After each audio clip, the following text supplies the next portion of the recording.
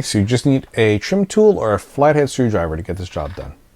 So if you look, there you can see the bit for the bulb, and you just put your tool in. You put it facing toward the driver's side and push toward the passenger side. You see how it moves?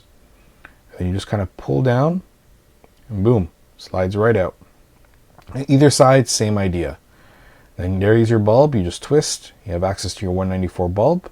You can upgrade to an LED or do whatever you want to do.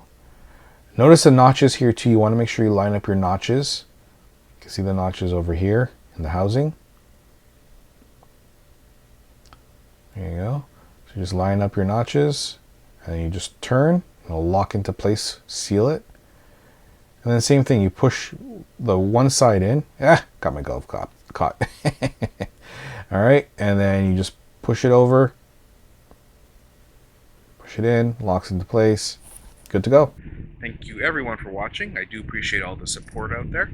Don't forget to throw a like on that video if it helped you, if you found the information useful, anything like that. Make sure to like it. Don't forget to subscribe, help the channel grow, and hit the notification if you want to see more of my videos. If you dislike the video, that's okay, no problem at all, but don't be a troll, alright? Make sure you put why in the comments. I mean, maybe I missed something, maybe I got something wrong, maybe there's something you feel better or you didn't like how I filmed. Whatever it is, put it in there. I make these videos to help people out, so I can only make it better if I get the feedback, but I need the feedback. Just don't be trolling, alright?